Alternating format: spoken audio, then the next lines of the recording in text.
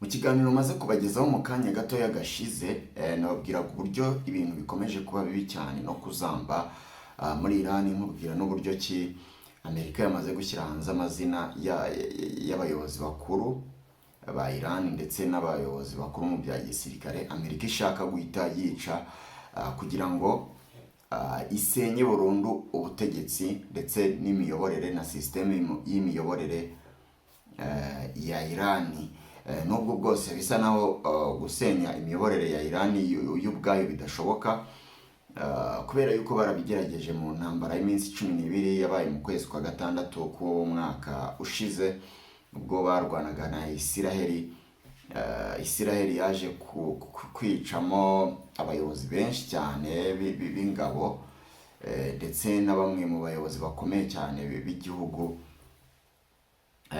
Uwo baburaga kwica ni Ayatollah Ali Khamenei, ariko we ntabwo babashije kubigeraho ngo bamwice, uretse yuko nabo ngabo bandi bishe n'ubundi nta kintu kinini byahinduye ku miyoborere ya Iran. Kubera yuko Iran ifite sisiteme yabo yubatse y'uburyo ki sisiteme y'imiyoborere yabo umuntu uwo ari we wese bashyiramo, ntabwo yubatse imiyoborere ishingiye ku muntu umwe ku giti cye, ahubwo iyi repubulika ya kisilamu yabo, repubulika ya kisilamu yabo bashinze nyine bahiremye ku buryo ki umuntu uwo ari we wese uba waratojwe amahame y'imiyoborere yabo aba ashobora kujyamo bakamusobanuriraho utuntu dukeya tw'uburyo igihugu gikoramo n'iki, agahita akomereza muri uwo mujyo, bitavuze ngo arahita ahindura ibintu byose cyangwa se ngo nawe ngaraza ngakora ibye. Ni ibintu biba bihari bishushanyije bamaze kuba badizayininga. Hanyuma rero ibyo ngibyo rero nibyo Amerika iri kugerageza gusenya, ariko ntabwo byapfa kubahira kubera yuko Ayatollah Ali Khamenei nari ndimo nkubwira yuko akimenya yuko nyine hari abayobozi bashaka kwicwa, yahise ashyiraho uburyo bwo kuba yashyiraho abamusimbura nyine bazakomeza gukora nk'uko yakoraga in case yaba yishwe. So rero ntabwo ari ibyo ngibyo ngarutse kukubwiraho, kubera yuko ibyo ngibyo nari nabikubwiye, ahubwo ikinzanye ni iki. Ikinzanye ni ukukubwira yuko nyuma yuko Amerika nyine igaragaje ibyo bintu byose n'uburyo iri gupangamo icyo gitero, Iran nayo yasubije ivuga yuko yiteguye rwose kurusha uko yaba yarigeze kwitegura mu bindi bihe ibyo ari byo byose, mu zindi ntambara zose barwanye, mu bindi bintu byinshi banyuzemo. Yavuze yuko nta kindi gihe bigeze kubaho biteguye kurusha ubu ngubu. Mu yandi magambo ni nko kubwira Leta Zunze Ubumwe za Amerika ko batayitinya na gatoya, ndetse ko ntacyo kubatera ubwoba bafite. Ndagira ngo nifashishe inkuru y'ikinyamakuru cyo muri Turukiye kabisa. Ikinyamakuru cyitwa A&A nicyo ngiye kwifashisha nkubwire byose bijyanye n'iyi ntambara, ngusobanurire akantu ku kandi aho bigeze kugeza ubu ngubu. Iki gitangazamakuru rero cyanditse inkuru ivuga uburyo isubiramo ikiganiro cy'umuvugizi wa Minisiteri y'Ububanyi n'Amahanga wa Iran yatanze ku munsi w'ejo, ikiganiro n'abanyamakuru, asobanura uburyo biteguye iyi ntambara, asobanura ibyo bashobora gukora byose n'uburyo biteguyemo guhanganamo na Amerika ndetse na Isiraheli. Ari naho yavugiye ko nyine biteguye kurasa Amerika, biteguye kurasa Isiraheli, ko nta kintu na kimwe bari gutinya n'aka na gatoya. Muri iki kiganiro naho yanahishuye yuko bari gukorana bya hafi cyane n'igisirikare cy'Uburusiya ndetse n'icy'Ubushinwa ndetse we n'icya Koreya ya ruguru, ko bafitanye imikoranire yihariye ya gisirikare muri ibi bihe by'intambara, ndetse anahishura yuko nyine Uburusiya buri kubahereza intwaro mu buryo bugiye butandukanye muri iyi ntambara. Reka rero nifashishije inkuru ya A&A yo muri Turukiya nkubwire byose uko byagenze. Ngo rero ku munsi w'ejo Iran yavuze ko yiteguye cyane kurusha ikindi gihe icyo ari cyo cyose yaba yarigeze kwiteguraho. Ivuga ko yiteguye gusubiza ku gitero icyo ari cyo cyose cyayigabwaho muri bihe umwuka mubi ukomeje kuzamuka hagati yayo na Amerika ndetse na Isiraheli. Bavuze yuko rwose biteguye gukora ibintu abantu benshi batekereza ko bidashoboka, bo biteguye kubikora. Mu nama rero y'abanyamakuru yatanze ku munsi w'ejo, mu kiganiro n'abanyamakuru yagiranye n'abanyamakuru ku munsi w'ejo cyabereye i Tehran, umuvugizi wa Minisiteri y'Ububanyi n'Amahanga ya Iran yitwa Esmail Baghaei yavuze ko icyo gihugu kiri mu ntambara ivanze, icyo yise hybrid war. Iyo ntambara rero ahangaha yavugaga ko iyi ntambara yayisanishaga n'intambara yabaye y'iminsi 12, intambara yiswe intambara y'iminsi 12 yabaye mu kwezi kwa gatandatu nyine ku mwaka ushize. Nimwe nakubwiragaho ngitangira n'ubundi aho Iran yahanganye na Isiraheli mu gihe cy'iminsi 12. Ndetse uyu mugabo yaje no gukomoza ku myigaragambyo ikomeye cyane ikomeje kujya mbere muri Iran, ayigereka kuri Amerika n'ubundi na Isiraheli nk'uko bisanzwe. Uyu mugabo rero yagize ati ibikangisho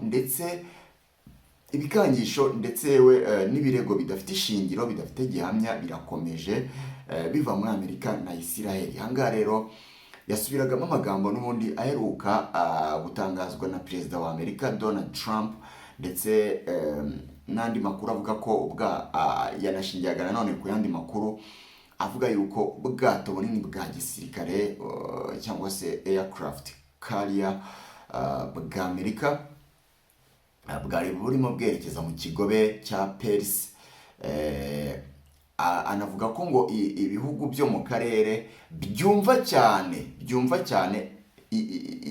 ingaruka z'iyi ntambara, byumva ndetse binasobanukiwe neza yuko iyi ntambara iramutse igeze muri Iran itagira ingaruka muri Iran yonyine, ahubwo ko nabyo izo ngaruka byagerwaho nyine n'ingaruka z'iyi ntambara. Ubwo ni ibihugu byo muri kano karere nyine ko mu burasirazuba bwo hagati bituranye na Iran, byose byagerwaho n'ingaruka z'iyi ntambara. Yasobanuye ko icyo kintu bacyumva, kuba bacyumva rero bisobanuye yuko bashobora nabo kuba bagira icyo bakora cyangwa icyo bafasha Iran. Baghaei yavuze ko ibihugu bihana imbibi na Iran bishishikajwe cyane n'ingaruka zishobora guterwa n'ibitero bya gisirikare bya Amerika, kandi yabashishikarije gufata umwanzuro usobanutse wo kwanga ibyo bikangisho nyine cyangwa se iryo terabwoba rya Amerika. Bakaba mu yandi magambo yabashishikarije nyine kuza bakifatanya na Iran, bakaba bayifasha kurwanya Leta Zunze Ubumwe za Amerika. Yongeyeho kandi ko Iran ishingiye ku bushobozi bwayo bwa gisirikare ubwo ngubwo, ndetse n'ubunararibonye yagiye ibona mu ntambara yagiye irwana zigiye zitandukanye. Ubwo harimo iyo ngiyo nyine y'iminsi 12, harimo n'izindi zose zigiye zitandukanye yagiye irwana mu bihe bitandukanye. Avuga ko rero ngo ibyo byose babikusanyije babona ko Iran yiteguye cyane kurusha ikindi gihe, kurusha mbere hose. Yiteguye kuba yazakirwanaho no kuba yazahangana na Amerika mu gitero yazayigabaho. Yavuze ko ngo Iran ngo izasubiza mu buryo bwuzuye, bufatika ndetse buteye agahinda ku gitero icyo ari cyo cyose yazagabwaho na Amerika cyangwa se na Isiraheli, dore ko ubu ngubu kuri inshuro bari gufatanya. avuga ati rero rwose tuzabasubiza mu buryo, mu yandi magambo, nimudutera natwe tuzihorera mu buryo buzabababaza cyane kandi mu buryo bwa nyabwo, mu gisobanuro cya nyacyo cyo kwihorera niko tuzabikoramo. Ni ukuvuga ngo nta byo kubembekereza bizaba birimo, nta byo kubembekereza bizaba birimo. Ubwo nyine tuzakoresha imbaraga zacu zose kugira ngo tubababaze, tubatere agahinda, tubereke ko nyine ibintu mwishoyemo cyangwa se intambara mwashatse kutuzanaho yatubabaje kandi ko tuzayegereza umutima. Hari n'abavuga yuko Iran ishobora no kugira gutyo ukabona ikoresheje ibitwaro bya kirimbuzi. Kuko kugeza n'ubu ngubu Iran ivuga yuko nta bitwaro bya kirimbuzi ifite, ariko bavuga yuko kubera ukuntu Iran ikunda gukora utuntu twayo yicecekeye yiturije, na Amerika ubwayo irabizi. Niyo mpamvu yo na Israel bahora bashyugumbwa bashaka ngo gusenya nuclear facilities zabo. Iran yo ivuga ko ari inganda zikoresha nyine nucleaire, ariko zidakora intwaro, ahubwo zikoramo ibindi bintu nk'amashanyarazi n'iki. Ariko Amerika igahora ishyugumbwa ivuga iti ntawamenya, babona hariyo ibitwaro kirimbuzi, ari nayo mpamvu bahora bagerageza kujya kubisenya. Rero bakavuga bati ntawamenya, birashoboka yuko rwose iki gihugu cyaba kibitse intwaro kirimbuzi. Rero ngo iki nicyo gihe cyo kuba bazikoresha, niba koko baramutse bazifite, iki nicyo gihe cyo kuba bahita bazikoresha, bakereka Amerika ko ari igihugu cy'igihangange, ndetse ko ibyo yahoze itinya kuva kera byari byo. Kubera yuko Irani bahereye kera bayishotora, birasa naho rero kuri iyi nshuro noneho urwego biriho nta kindi kigero gikomeye kigeze kibaho Amerika yashatse gutera Irani nk'iki gihe. So rero baravuga bati niba mushaka kudutera mukoresheje imbaraga zanyu zose, ngo mukureho ubutegetsi bwacu, muturangize nyine, musenye igihugu cyacu, natwe imbaraga zacu twubatse za gisirikare, haba mu kirere, ku butaka no mu mazi, twiteguye kuzazikoresha ku kiguzi cyose byadusaba, ku kigero cya nyuma kibaho tuzazikoresha ku kigero cya nyuma kibaho. Ni ukuvuga ngo imbaraga zose dufite mu gisirikare nta handi hantu duteze kuzazirwanisha cyangwa kuzazerekanira atari kuri mwebwe. Ubwo ibi binashimangira rero ibyo uyu mugabo yavuze. Abantu bakwiye gutinya, nyamara abantu bakwiye gutinya, wabona Iran rwose ikoza akantu igakoresha ibitwaro kirimbuzi mu buryo bwose, mu buryo butunguranye. Umwuka mubi rero hagati ya Leta Zunze Ubumwe za Amerika na Iran wazamutse mu minsi ishize, mu mpera z'ukwezi gushize kwa 12, nyuma y'imyigaragambyo yerutse kuba muri Iran, aho yaje kuba imyigaragambyo ikomeye cyane yatwaye n'ubuzima bw'abantu barenga 3,000 nk'uko leta ya Iran bivuga. Ku isonga ry'iyo myigaragambyo rero mu ntangiriro z'ukwezi, perezida wa Amerika Donald Trump yari yabwiye leta ya Iran ko azafasha abigaragambya, kazaza kubatabara mu gihe cyose hakomeza kubaho kwicwa no gukoresha imbaraga z'umurengera kwa leta ya Iran. Nyuma y'iminsi mike rero Trump yahise ategeka abigaragambyaga gukomeza imyigaragambyo no kwigarurira ibiro bya leta cyangwa se inzego za leta. Avuga ko ubufasha buri mu nzira. Yarababwiye ati ubufasha bwanjye nenda kuza kubaha buri mu nzira. Yanavuze kandi ko ari igihe cyo guhindura ubutegetsi bwa leta nyine, cyangwa se ubutegetsi bwa Iran. Iki kinyamakuru cyara mu nyandiko yacyo cyavuze ngo he also warned that it was time for change in leadership. It was time for change in leadership. Ati ni igihe rwose cyo kuba habaho impinduka mu miyoborere ya Iran, cyangwa se mu yandi magambo ni igihe cyo kuba ubuyobozi bwa Iran bwahinduka cyangwa se bwakurwaho. Abantu benshi rero aya magambo bayafashe nko gutera ubwoba cyane, bayafashe nko gutera ubwoba umuyobozi mukuru w'iki gihugu, umuyobozi w'ikirenga wa Iran, Bwana Ayatollah Ali Khamenei. Ngo rero vuba ku wa gatandatu perezida wa Amerika nanone yaherutse gutangaza ko hari icyitwa Armada, ni itsinda rinini ry'ubwato ry'amato y'intambara ryerekeje mu burasirazuba bwo hagati, hafi neza ya Iran, hafi y'ubutaka bwa Iran. Ahangaha rero akaba ariho nyine bwa bwato bumaze iminsi buvugwa, akaba ariho bwerekeje. Ndetse yanavuze ko Amerika iri gukurikirana by'umwihariko uko ibintu bihagaze nyine muri Iran, ndetse ibyo byemeza amakuru avuga ko Amerika nyine yohereje icyitwa USS Abraham Lincoln aircraft carrier, ndetse n'ibindi bya destroyers, byose ikaba yarabyohereje rero hariya hafi neza na Iran, ku buryo anytime yakinjira. Reka manze ngusobanurire gatoya ibintu nari ndimo ndavuga hano ruguru. Ngo Armada ni ijambo risobanura itsinda rinini ry'amato y'intambara ryoherezwa hamwe mu nyanja kugira ngo rikore igikorwa kimwe cyangwa se ibikorwa byinshi bitandukanye byo kurwana cyangwa se kugaragaza imbaraga mu nyanja, kurwana no cyangwa se imyiyereko cyangwa se iki.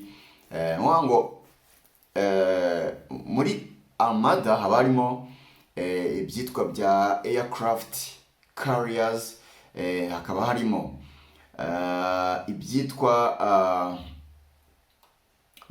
haba harimo aircraft carriers, hakaba harimo ibyitwa bya destroyers, hakaba harimo ibyitwa submarine, hakaba harimo ibyita cruisers, n'ibindi byinshi cyane bigiye bitandukanye. Reka rero ibyo Amerika rero yohereje icyitwa aircraft carrier, icyato rutura nyine. Aircraft carrier ubundi ni ubwato bunini cyane buba bumeze nk'ikibuga cy'indege, kubera yuko ni ubwato buba bufite ubushobozi bwo kwakira indege nyinshi cyane, no kuba indege kuba zabuparikaho no kuba zabuhagurukiraho ziguruka, zoherezwa nyine aho bashaka ko zijya zihagurukiye mu nyanja. Rero aircraft carrier yitwa USS Abraham Lincoln niyo Amerika yitwaje cyangwa se yerekeje hariya mu burasirazuba bwo hagati. Iyi ngiyi rero ngo aircraft carrier nuko nguko ibimeze. Ngo ibifite indege zigwa, ibifite indege zihagurukira, ibifite radari n'ibindi bikoresho by'itumanaho n'ubundi bwirinzi bukomeye cyane. Hanyuma rero Armada rero yo ibigizwe n'ama aircraft menshi, ama aircraft carrier menshi, ikaba nanone igizwe n'ibyitwa destroyers, ibyitwa guided missile destroyers. Ibyo ni nabyo Leta Zunze Ubumwe za Amerika n'ubundi zitwaje muri rya tsinda nyine ry'amato menshi cyane y'intambara. Harimo iyi aircraft carrier, hakabamo n'icyitwa guided missile destroyers. Guided missile destroyers rero ni iki? Ni ubwoko nabwo bw'amato ya gisirikare akoresha misile ziyoborwa na radari cyangwa se satellite kugira ngo arwanye ibitero bitandukanye, cyangwa se nukuvuga ngo zo ntago ahanini zakorewe kurasa. Ama aircraft carriers nyine yo abatwaye indege n'intwaro zigiye zitandukanye zo kurasa, no kurwanisha. Noneho izi guided missile destroyers zo ziba zimeze nk'abarinzi ahubwo ba za aircraft carriers. Ni ukuvuga ngo ni ubwato nabwo bwa gisirikare bugenda burinze noneho ya mato yandi ya gisirikare agiye kurwana. Ni ukuvuga ngo rero aircraft iyi ngiyi guided missile destroyers zo icyo zikora ni uguhangana ahubwo na ba bandi bashaka kurasa bwa bwato bw'intambara. Ni ukuvuga ngo niba Amerika yohereje aircraft carrier imwe mu nyanja, urumva itwaye izindi ndege, itwaye n'abasirikare, itwaye n'ibindi bikoresho by'intambara, hakagira nk'umwanzi, nk'indege z'umwanzi zishaka kurasa kuri ya aircraft carrier, cyangwa se igihugu umwanzi ushaka koherezaho misile, ya guided missile destroyers ikikora ni iki? Icyo zikora ni iki? Zo zita zirasa ahubwo ibindi bisasu bijya kumira za misile ziri kuraswa kuri bwa bwato, cyangwa se niba hari drone ishaka kurasa kuri bwa bwato, izi destroyers zitazijya gusama za misile, niba zitazijya kuzimya iyo drone yari iri kurasa, niba ari indege y'intambara yari iri kurasa, izi destroyers zo zikora uburyo zisama bya bisasu biri kuraswa ntibigere kuri bwa bwato bari gushaka haduye ari kurasaho. Nicyo zikora, zo ni nk'abarinzi barinda nyine. Ni ukuvuga ngo rero ibimeze gute? Ibifite misile zo kurasa indege n'utudege tutagira abapilote cyangwa se drone, ikaba nanone ibirwanya andi mato y'intambara ashobora kurasa ubwo bwato bw'intambara bundi bw'icyo gihugu runaka, ikaba ibishobora noneho kurasa ku butaka, ikarasa mu kirere, igakarasa no mu mazi, byose icyarimwe. Ikoresha radari n'imashini za sona. Izi za sona zo zifasha kumva ibintu biri munsi y'amazi, noneho ikanarinda nyine amato manini cyangwa se aircraft carriers. Nako kamaro kayo. Ngo rero ibyo byose Amerika biri mu byo yitwaje hariya mu nyanja y'Abahinde, yerekeza hariya nyine mu kigobe cya Persi, mu kigobe cy'Abaperesi cyangwa se cya Persi. Yagiye gucumbikayo, urumva yajyanye itsinda rinini ry'ayo mato nyine, afite indege nyinshi z'intambara, afite imbunda, abarimo riga n'abasirikare, biba bimeze n'ubundi nk'akago ka gisirikare kari mu mazi, cyangwa se ikibuga cy'indege niba nabyita gutyo. Urumva rero ibyo ubwabyo bisobanuye ko anytime rwose Amerika yahita ikenera kurasa bitayigoye, kubera yuko zino aircraft carriers icyo zimaze ni ukutwara indege zikazegereza umwanzi. Niba hagati ya Amerika na Irani badaturanye, harimo intera ndende cyane ku buryo bishobora kugora indege kugerayo, cyangwa se bikazifata igihe kinini cyane, bashobora gufata buno bwato bwabo bunini bw'intambara bakanyura y'amazi. Hari igihe haba harimo inzira ya hafi y'amazi ihuza ibihugu byombi kurusha kuba banyura mu kirere. Ibyo rero bikaba byaborohereza cyane kwegera umwanzi, ubwo hadakoreshejwe wenda n'ibitoro byinshi cyane. So ni uko nguko rero bimeze. Amerika yo ikigaragara cyo ni uko yamaze kuba iyitegura cyane. Reka ngaruke kuri wa muvugizi rero w'ibiro wa minisitiri w'ububanyi n'amahanga wa Iran, Baghaei. Uyu nguyu yanenze cyane Amerika, avuga ko ifata ikibazo cy'uburenganzira bwa muntu, avuga ko uko ifata ikibazo cy'uburenganzira bwa muntu harimo ari uburiganya bwuzuye kandi bw'ibihuha. Ahangaha yashaka kuvuga ku byabereye i Minneapolis muri Leta Zunze Ubumwe za Amerika, aho ubwicanyi bw'abantu babiri byishwe bwateje imyigaragambyo ikomeye cyane, aho abigaragambya bari guhangana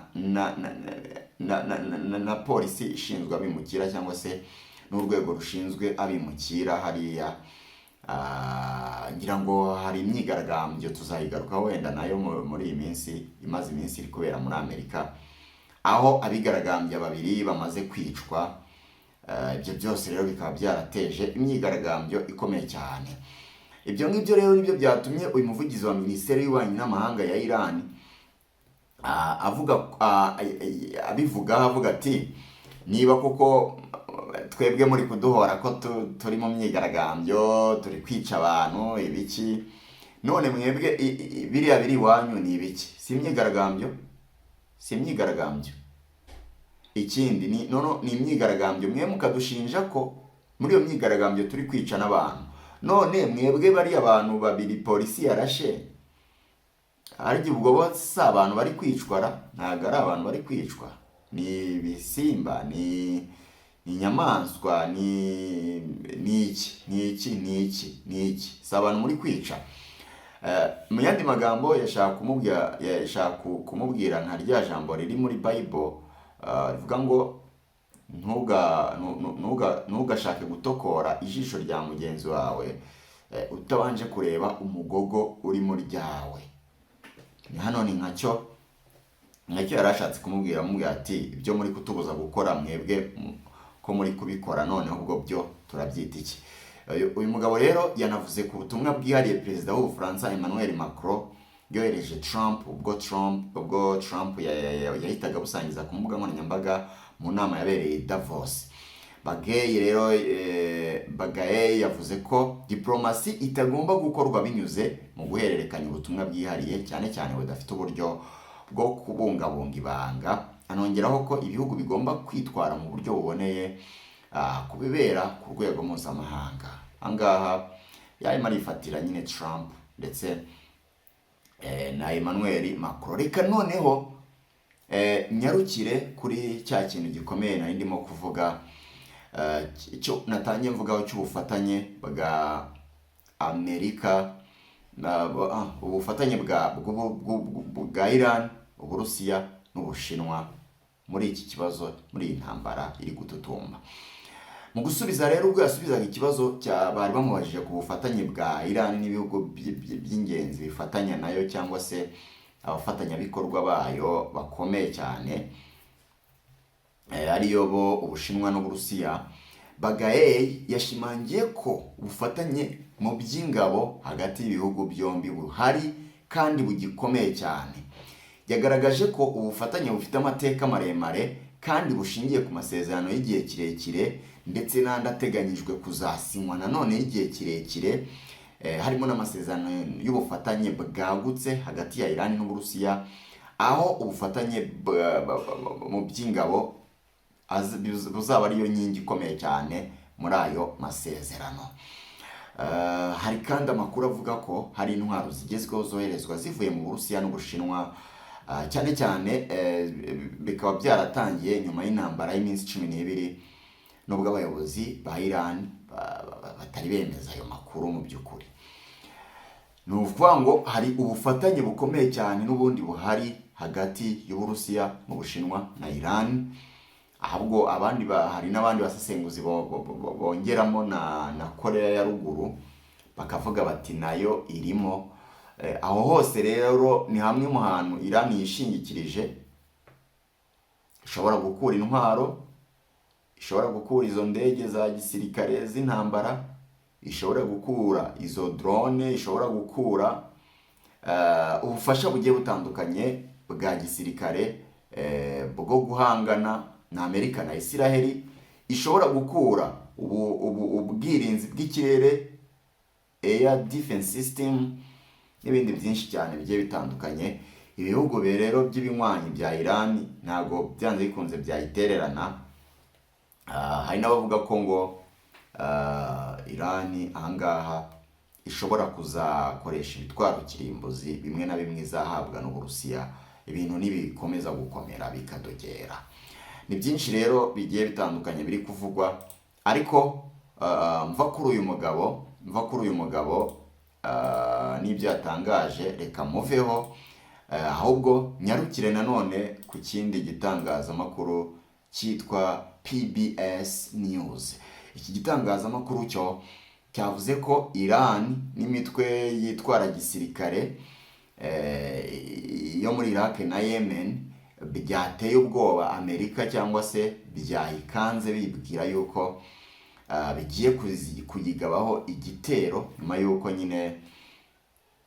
nyuma yuko nayo yohereje iriya aircraft carrier, buriya bwato bunini bw'intambara, ibwohereje bugasatira igihugu cya Iran. Ngo rero tuzi imitwe nka Hezbollah yo muri Liban ifashwa n'ubundi na Israel na Iran, no mu ntambara uyu mutwe uherutse kurwanamo na Israel, n'ubundi Iran niyo yayifashaga. Ni ibintu bizwi kuva kera ko Iran ifata uyu mutwe iwufasha, hakaza umutwe w'abahuti, hakaza n'umutwe abahuti bo muri Yemen, hakaza Hamas yo muri Palestine, muri Gaza, n'indi mitwe igiye itandukanye. Gusa Hamas yo ntabwo iri muri iyi mitwe yiteguye gufasha Iran, kubera yuko nayo yarashegeshwe, cyari mu ntambara zayo na Israel. Ntekereza yuko idafite izo mbaraga zo kuba yakishora muri iyi ntambara. Ariko imitwe nka